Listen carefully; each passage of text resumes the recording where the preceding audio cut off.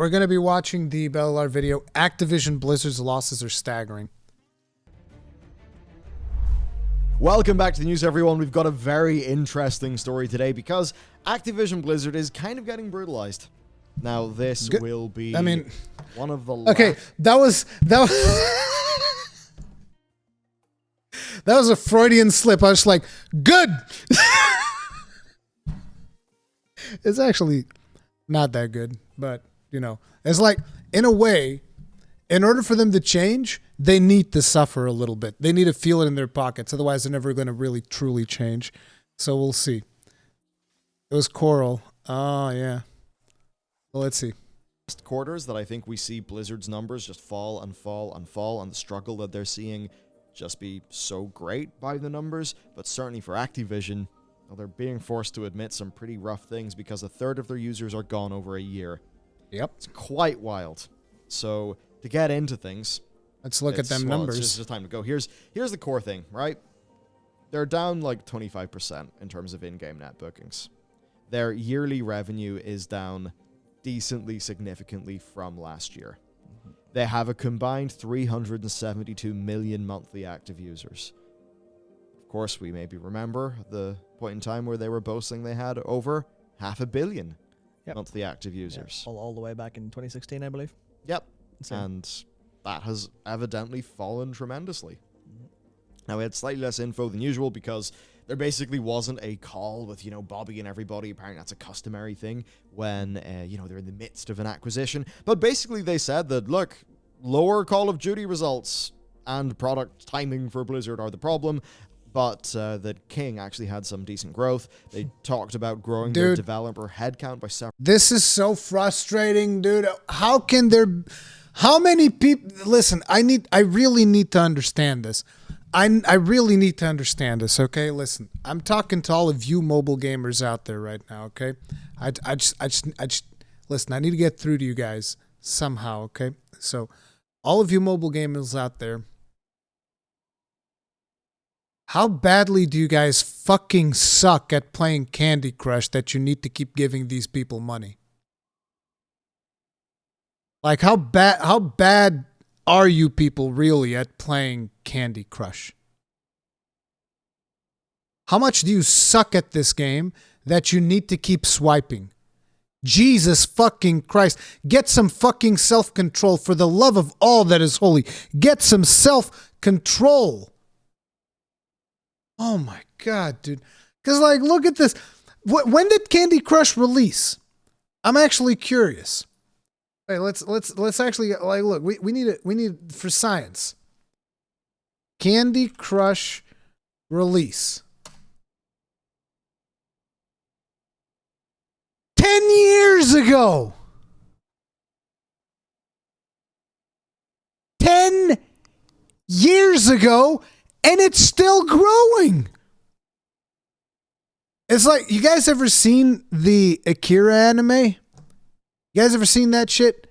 When the dude's just all deforming and growing? That's fucking Candy Crush, dude. That's what it is. That is Candy Crush. It just keeps growing and growing like a disgusting cancer. Jesus fucking, how's it possible? How's it possible, dude? Good fucking God.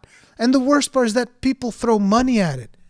Like, seriously, look at your financials. Look at how much money you've spent on this free-to-play game.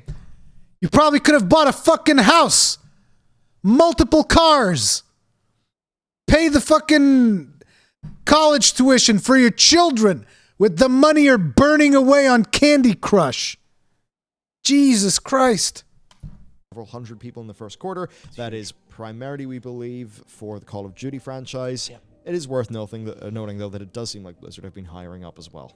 Yeah, they're not shy about spending all the money they have, thankfully. Yeah. And they absolutely need to if they want to actually pull this stuff off. Now, for some other sort of rough numbers, console revenue down 39%, PC revenue down 38%, mobile revenue up 10%. That's nowhere near enough to offset that, is it? Good job, King. Well done. Yeah. You're the only one making a lot of money. And then even in their other category, which is basically just distribution, esports, that kind of thing, even that was down 22%. Yep. So across the board, it's rough. And when you go to the operating income stuff, like Blizzard's profit, 53 million. Activision's profit, 59 million. Peanuts. Yeah, like that's a lot of money, absolutely, Yeah. yes. But compared to what you'd think these companies would be making, it's really rough. And if you actually look at things, you know, the segment net revenue for Blizzard, 274 million. Operating income, 53 million. Segment revenue for Activision Blizzard, 453 million. Operating income, 59 million. I think that really shows you how expensive it is to, like, run Activision. Yep. And Wow. Yeah, and that's the thing where, like, it's especially when you look at, like, how profit works when you're in this industry. It's like, if you get all that good in-game revenue, all those net bookings, all that stuff, it's like basically free money without having to, like, have a huge cost for it. Then you kind of expect it to be, okay, low amount of money spent and then just free money forever. But they have to put so much money in development headcount to try and get content out that it's like that they're at the break point where every bit of money they could make is just not appearing for them. I think that the problem is that not only they're putting tons of money into the development, but their teams are not being efficient in how they utilize that money. They're spending all that money like developing, well, probably not a large chunk of money went to what I'm about to say. They're probably burning money down for, you know, Call of Duties and Diablo 4 and all of that. But like, for instance, if you just think of it from the World of Warcraft perspective, like you think of them putting tons and tons of resources into developing something like the sockets of 9.1, whatever the fuck that thing was called, that I don't even remember anymore, the fucking shadow sockets of my balls. And you're just like, dude, why? Just why? Just actually think about what you're doing. Like, actually get in touch with your player base. Figure your shit out.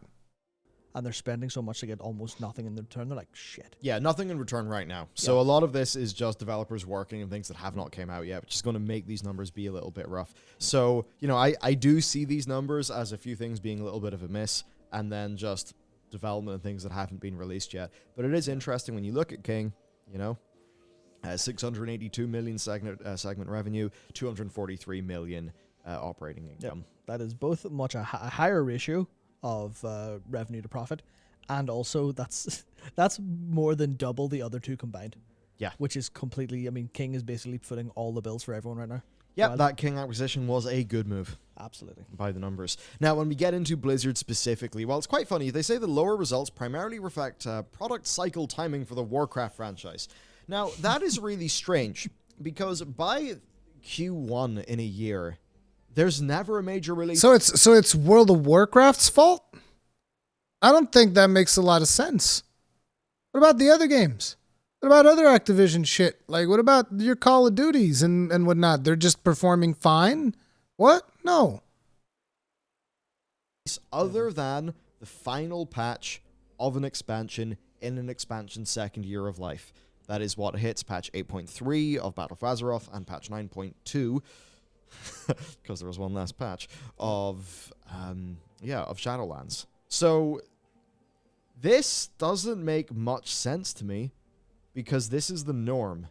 This is the norm for this period of time. Yeah, exactly. Now, could that potentially mean that patch 9.2 of World of Warcraft didn't do a great job of pulling people back in, because Of course it Shadowlands was didn't. already struggling a lot? Yeah, well, Perhaps. yeah, we've got the MAU numbers to prove it. It went down a little bit. And not only it didn't do a good job, but there's also the fact that people now realize that they have options.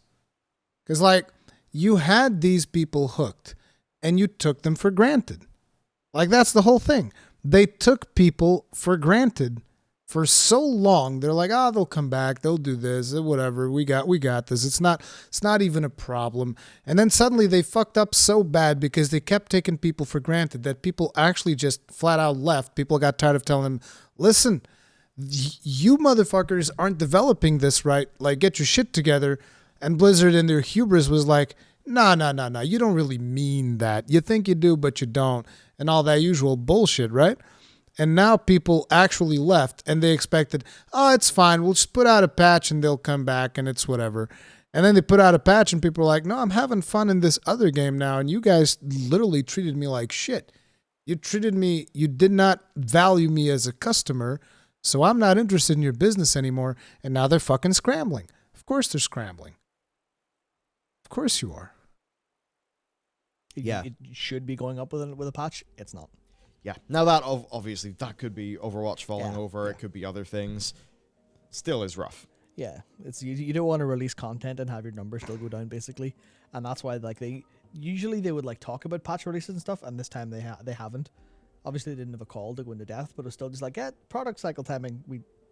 That's just not mentioned. We did release content. Shit. Okay. Yeah, and that's strange because I think an investor looking at this Yeah. will be like, "Oh, product cycle timing. Fair enough." Yeah, makes sense. Yeah. Somebody who actually knows the product cycle timing of World of Warcraft, Yeah. that's not an excuse because this current period is completely normal. So that is like a little bit worrying to me. Now, that said, they're going to have a lot of change. They've got loads of products coming out, and I think these are products that, at least per the MAUs, are going to have a massive impact. So Diablo Immortal, of course, is coming out in June, along with an open beta on PC. That has 30 million pre-registrations, and that was before the PC announcement. So I imagine 30 million. 30 million. Didn't I tell you guys that they were going to make bank with Diablo Immortal? I said it. I told you guys they're going to make fucking bank with Diablo Immortal. PC will drive that up. We already know that Diablo has a very strong draw on PC and console.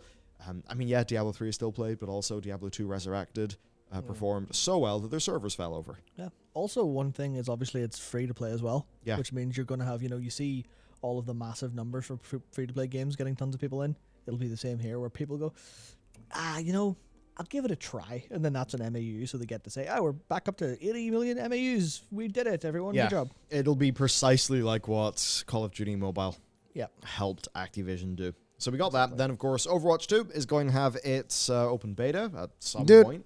We've got I watched some gameplay of Overwatch 2, and it looks exactly like Overwatch 1. Doesn't seem to be that much of a difference. Like, I was just looking at it, I was like, oh, it looks like Overwatch. Yeah, sure, whatever. Overwatch 1.5, yeah, something like that. Wrath of the Lich King Classic, which we believe is going to be maybe September timing. That's what. Oh my god. Wrath of the Lich King is going to make them so much money. This is going to make them so much money.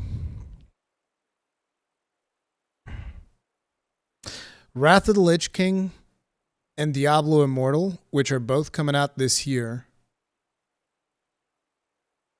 I'm going to call it 2023. You're going to see a Blizzard that's just as arrogant as they were before they lost all of these users. Maybe even more arrogant than before, because they're going to come out swinging like, oh, you guys are all like, talking about how we are crap and stuff. Well, look at us now. We're so good. Yeah, it's 1,000% going to happen.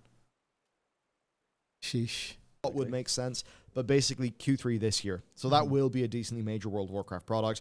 Of course, got to point out, Wrath of the Lich King is when WoW was at its highest subscribers. Yep. And, massive cultural appeal. A lot of people who still play the game in these days, or perhaps quit over the last few years, a lot of them, they're not the players who are playing classic private servers. So I think that Wrath will be able to engage the modern Warcraft audience. Oh yeah. Especially Like I 'cause it's said kinda during like the modern- during the announcement that they were doing, this was the most compelling thing of all. Like Wrath of the Lich King was the most compelling thing that they had to announce. Dragonflight, I was like, but Wrath of the Lich King, Jesus Christ. Warcraft kind of started in a little bit of a way, Yeah. like gameplay wise. So it's like the parts of Classic that are difficult to approach will kind of go away with Wrath being so much more approachable in that sense. Now, speaking of product cycle timing, Yep. Dragonflight. Yep. Our expectation is Q1 2023. I think internally they would love to hit Q4 2022. That would basically keep the 2-year cycle that they've had going since. Dude, that is heavy copium. There is no way that they're going to release this at this. I mean, to be honest, I don't know if I can say there's no way, because we've seen them do so much stupid shit. But like, do you actually believe that they would release Wrath of Lich King and Dragonflight within even like remotely the same release window? There's no way. There's no way they're going to be like, look, Wrath is the big one. If they fuck up Wrath, they might as well just like call it a day. I mean, ages, but it used to be like every August, and then of course things went a bit screwy with Shadowlands. It would have kept that going, but I think a slip into Q1 2023 is possible. That said, in some of those interviews, the developers have said the expansion's actually quite far along, and you know, alpha and beta testing was, I think, talked about such you could maybe expect that to be 4 to 6 weeks. Yeah. More than, you know, rather than say 3 months. Yeah, for sure. So that will be interesting. Now, another thing that's going to make their MAUs explode is the Warcraft mobile game, which is going to be announced in May. Now, we don't know anything about that, other than they did say that it would be in players' hands in 2022. What does that mean? That could mean at a convention.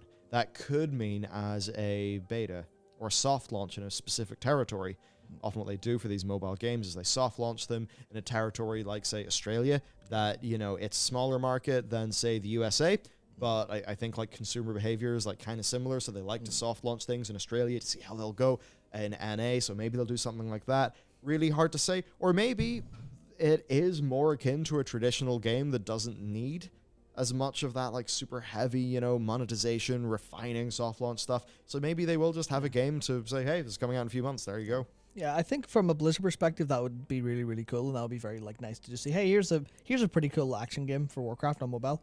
But I imagine, given how King is carrying everything, I imagine everyone is looking over like, you know, to the classmate checking. I was like, what's King doing over there? Ooh, we need some of that. That's bringing them 3 times as much profit as we have. Can we have that? And that's kind of the problem, but yeah. And like, man, that's people buying power-ups and Candy Crush. Yeah. And stuff. Like, what the hell, man? It's wild. See, this is what I'm talking about. It's fucking people buying power-ups and Candy Crush. How?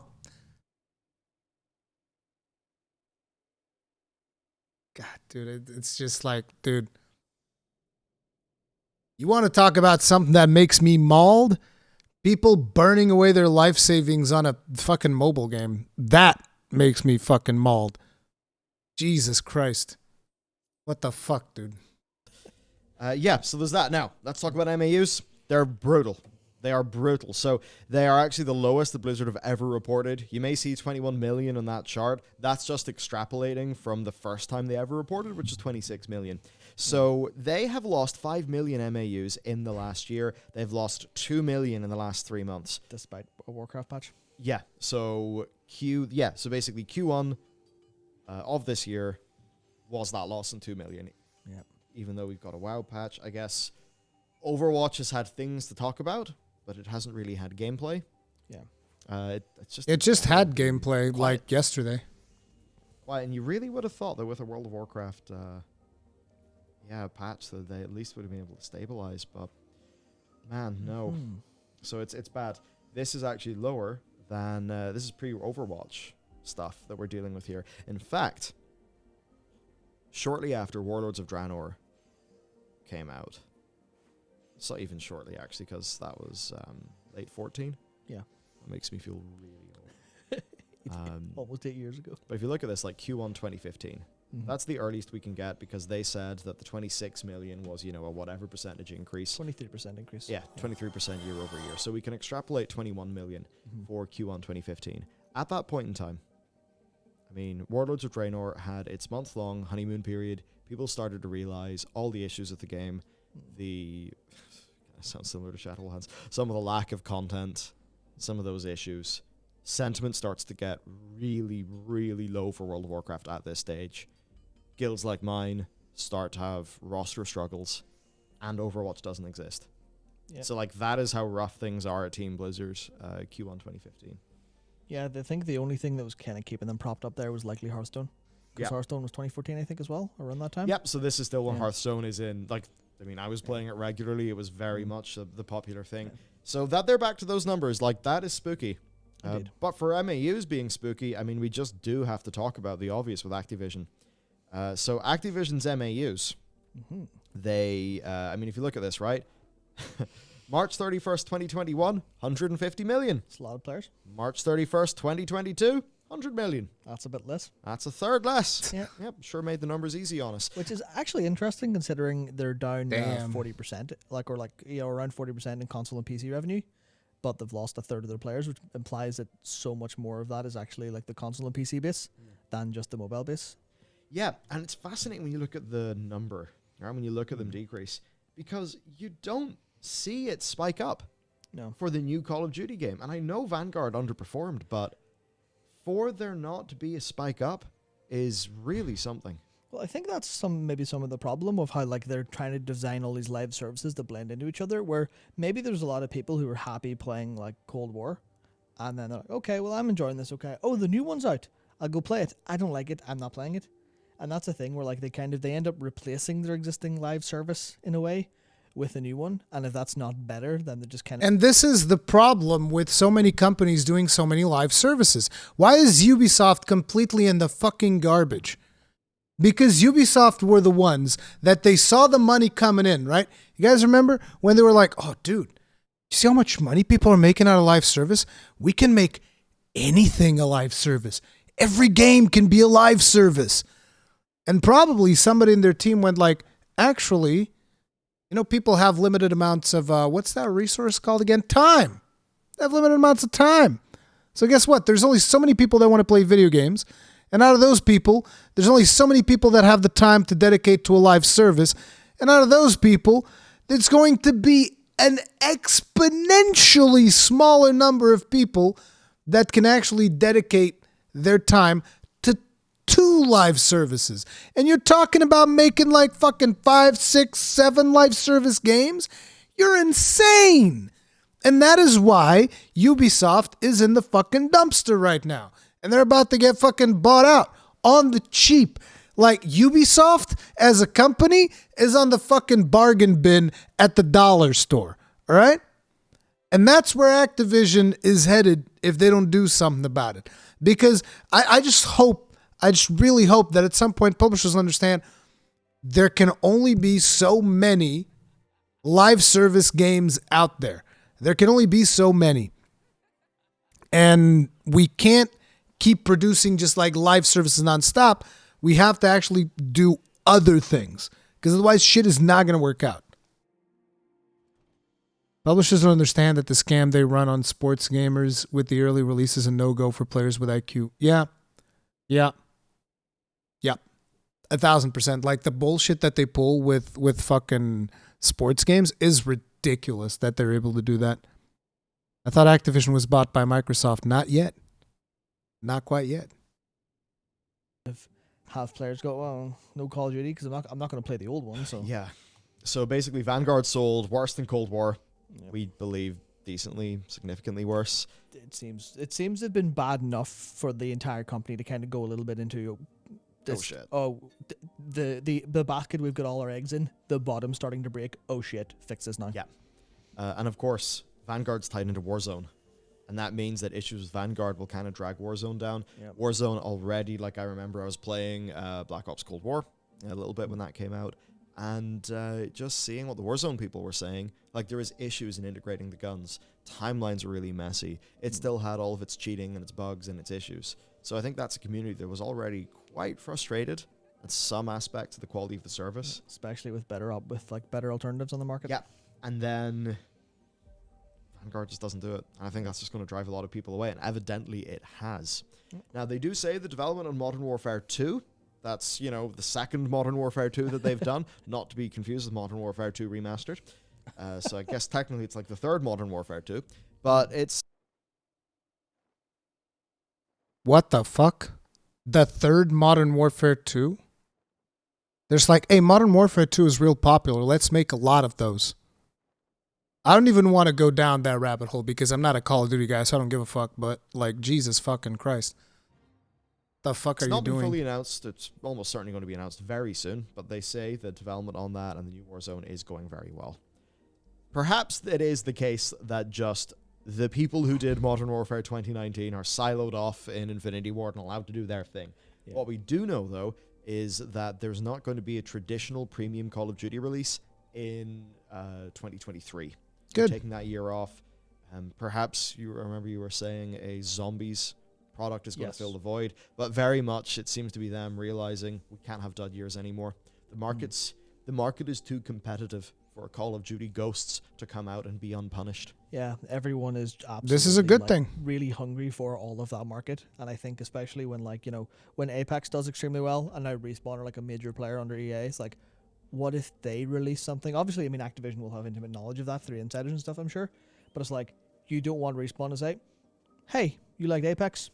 Here's a Call of Duty competitor, because that would, I mean, obviously that's already competing with Warzone really heavily, but if that's a boxed version, then suddenly that is an absolute bloodbath of a market. Yeah.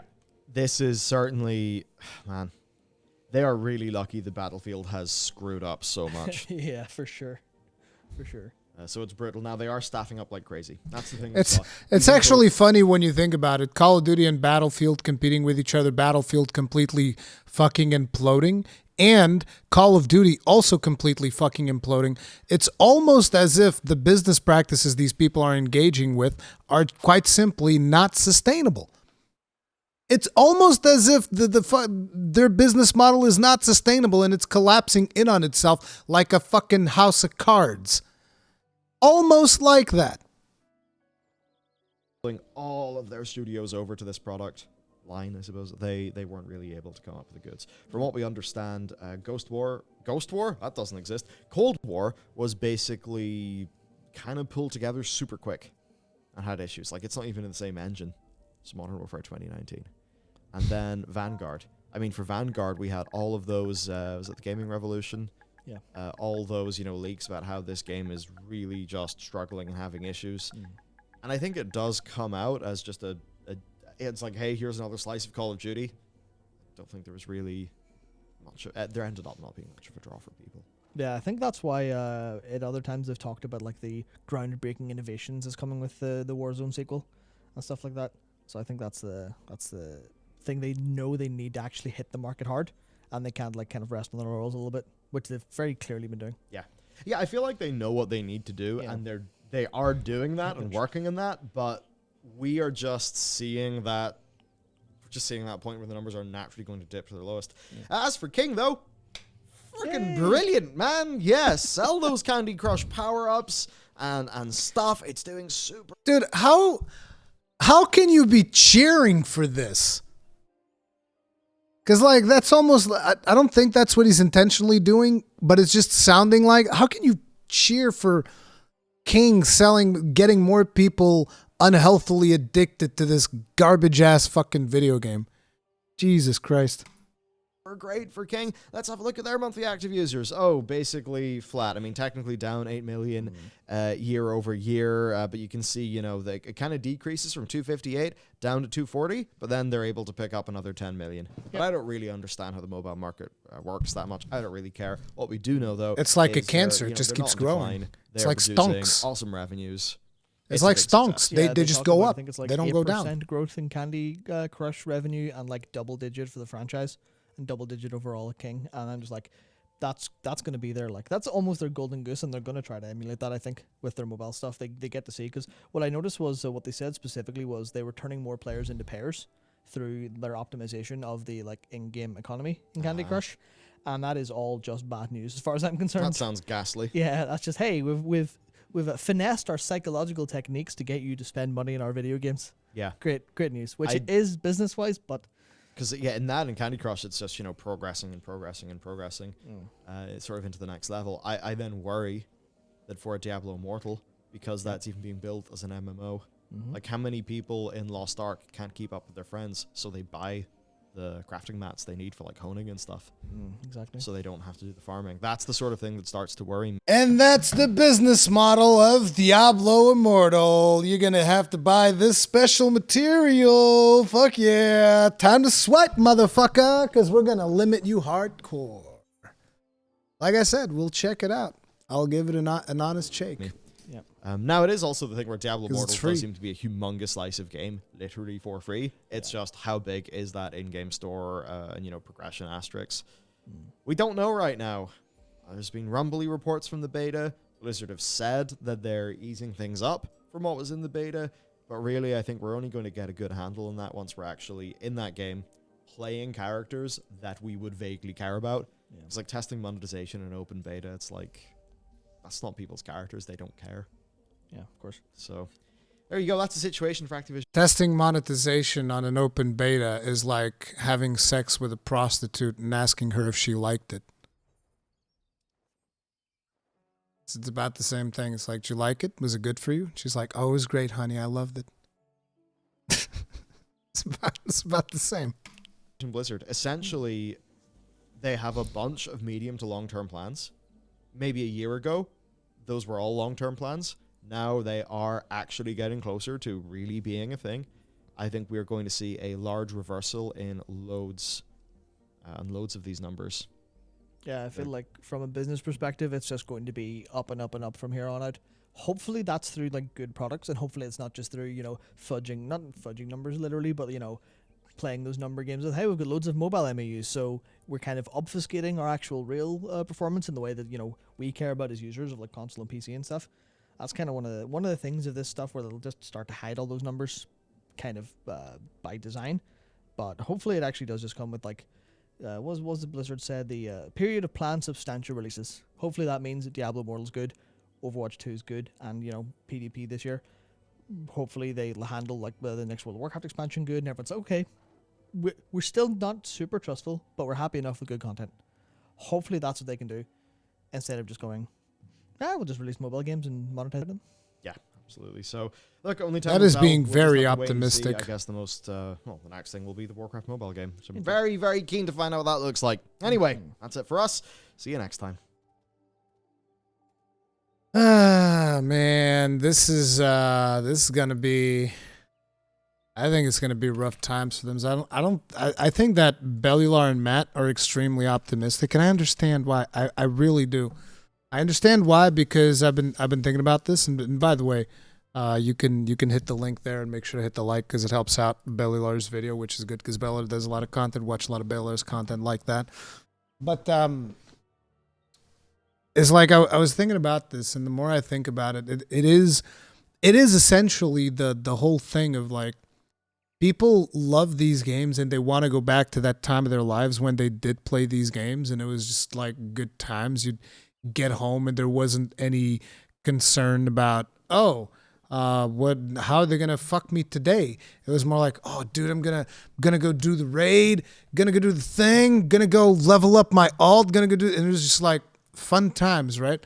So you just want to go back to that. You're like, can we just go back to the times where things were fun, and, you know, we weren't just constantly discovering about how fucking terrible you guys were treating your employees, and about how fucking psychologically you're abusing your player base to fucking milk them dry of money.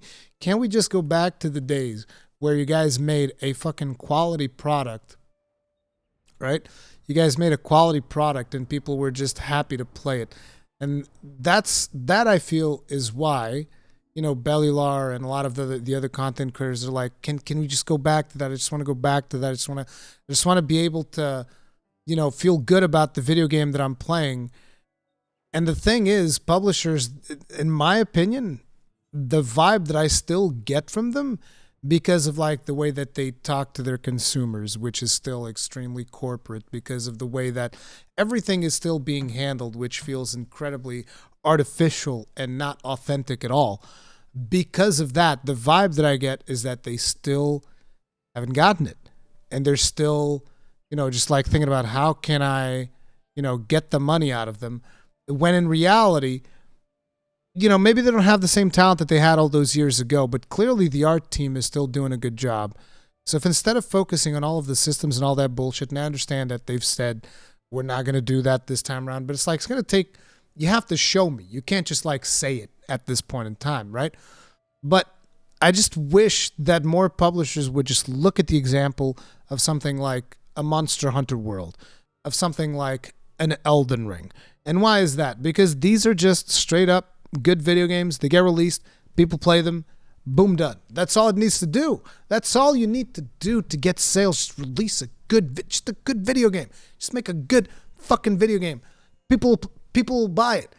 Like, stop thinking about this live service nonsense, because like I said, there's limited amounts of people. I mean, obviously World of Warcraft is a live service, but like start thinking about how to hook your players with good content as opposed to hooking your players through psychological manipulation. Because once the veil has been pierced, like right now that people are aware of the fact that they're being psychologically manipulated, it no longer works. I mean, it works for like the few people that are not as smart, right?